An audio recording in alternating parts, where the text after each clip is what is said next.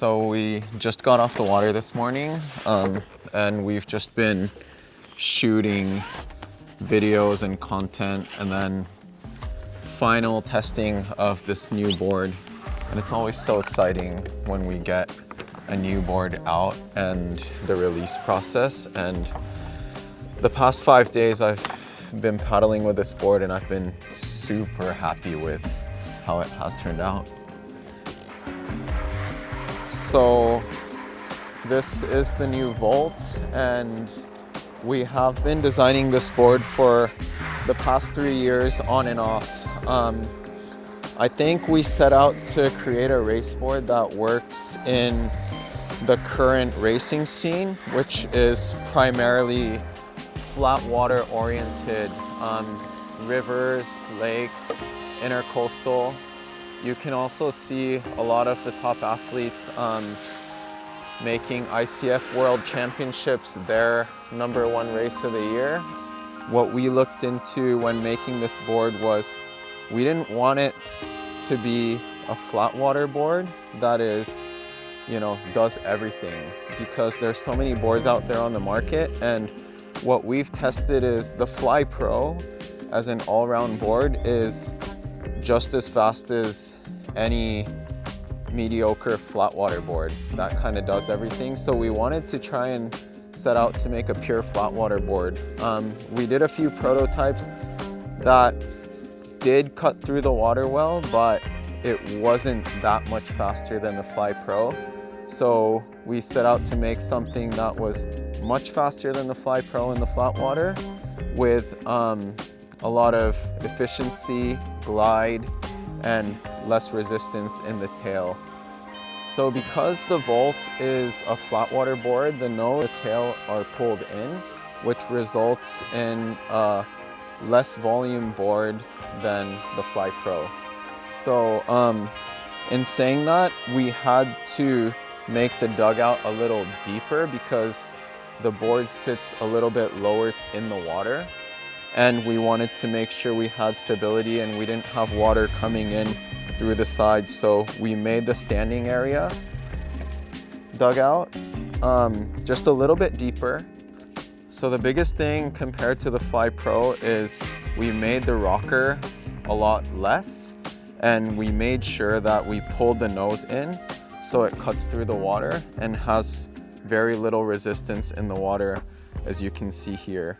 And we went with the Falcon nose because I looked at a lot of the C1 kayaks and the K1 canoes, and a lot of the nose on the newest kayaks have a Falcon nose like this. And when you watch the footages of a lot of those kayaks, when the water hits the nose and the nose has a Falcon nose, the water kind of sheds off very well, so it has very little resistance going through the water. So this nose makes sure that the water cuts through nicely with as little resistance as possible. So you can see that the nose is very sharp, cuts through the water very nicely, and the board runs from a round bottom right here straight into a single concave. And what we made sure is, because the Fly Pro works so well in any condition, the middle third of the board is the exact same bottom contour as what we have for the Fly Pro.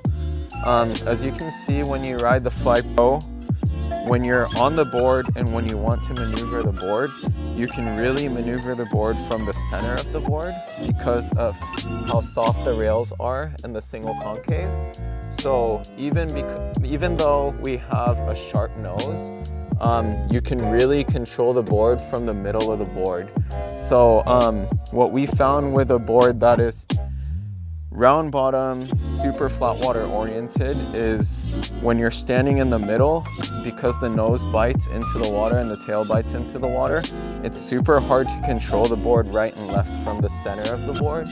But because we have this very soft rails running all the way to the tail, we make sure that we can control the board from the center of the board. And this is very important not just going straight in flat water, but in the current racing scene in flat water where there's a lot of drafting going on, side draft, tail drafting, and we made sure that our team riders had a board that can maneuver through the chop and the wake to be competitive on the water.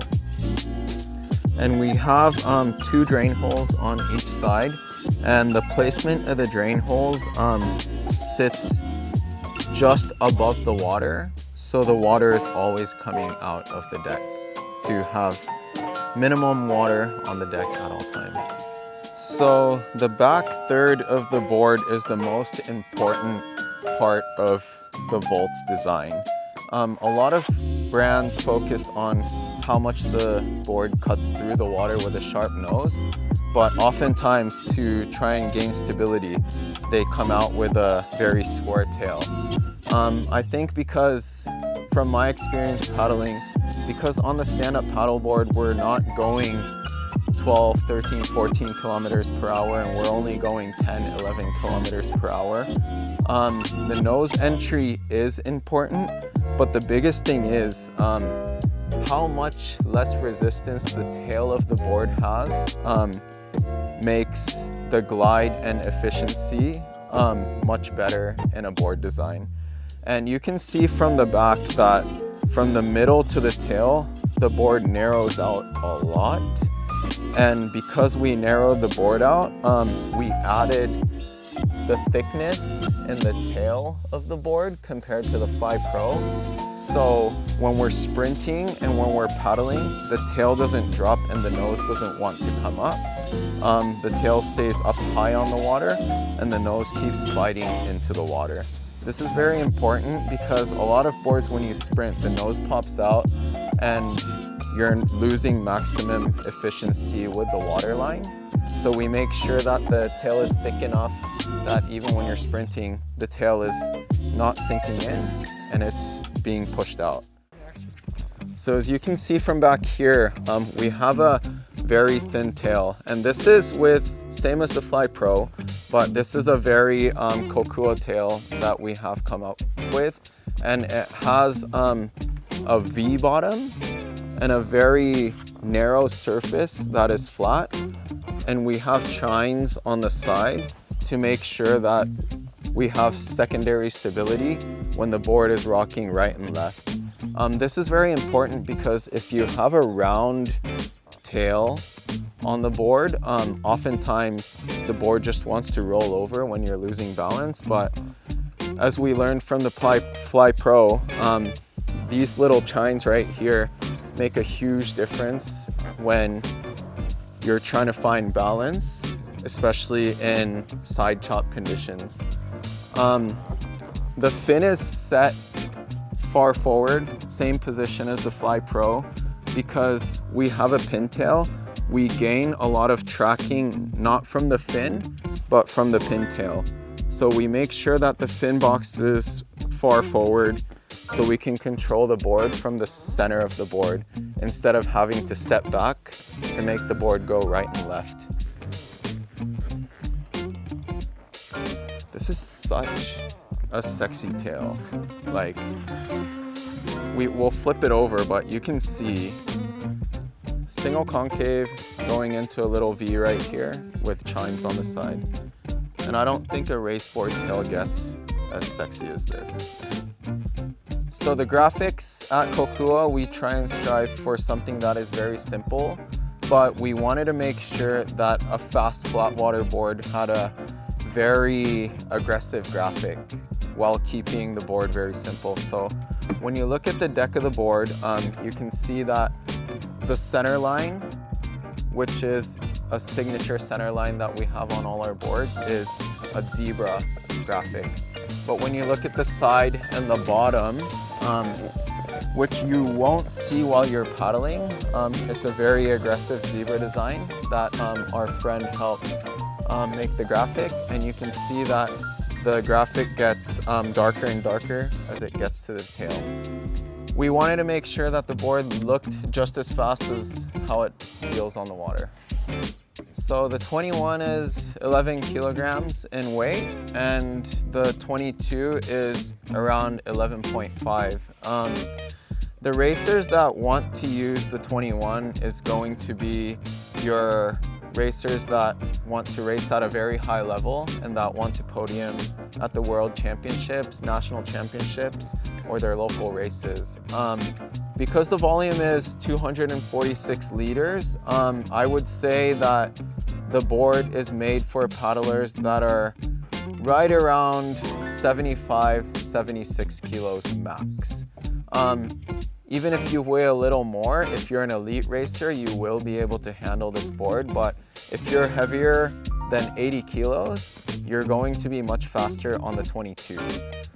So I don't think, because the tail design and the tail width is very similar between the 21 and the 22, the wider or the narrower width board is not necessarily going to be much faster if you are a heavier rider.